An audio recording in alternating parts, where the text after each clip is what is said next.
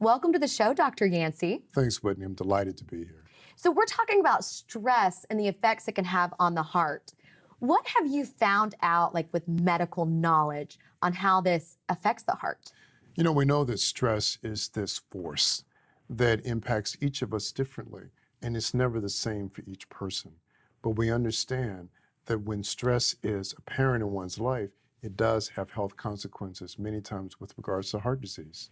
So you're saying that stress impacts everybody differently. Exactly. And what's important about this is that people manage stress differently. Not having those coping skills allows stress to become much more apparent and have much more consequence. We're so focused right now, particularly on blood pressure management. And so many times people that either already have high blood pressure or a tendency to become high blood pressure will eclipse that threshold because of stress. And so when we deal with people and we're trying to talk about lifestyle so that high blood pressure won't be problematic for you, we really have conversations about if there's something in your life that's a little bit awkward, a little bit difficult, think about refocusing your attention, recalibrating, because that's where stress becomes very evident.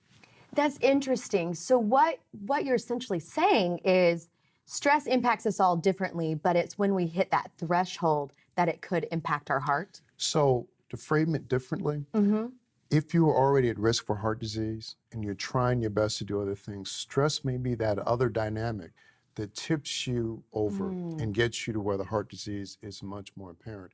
One of the really great things about this conversation is that more and more we're understanding that the treatment of heart disease, and more importantly, the prevention of heart disease, doesn't involve medications. It really is about lifestyle. And when you think about it, stress is just one component. But if you can think about what constitutes a healthy lifestyle, stress management included, now we're talking. Now we can talk about reducing the likelihood of having disease, and if you have disease, dealing with it much better. Oh, I love it. So many great things from this segment. Hopefully our viewers are listening and just taking down notes like crazy, because this could add years to their lives. Thank you so much for coming on. Thank you so much. I appreciate the opportunity.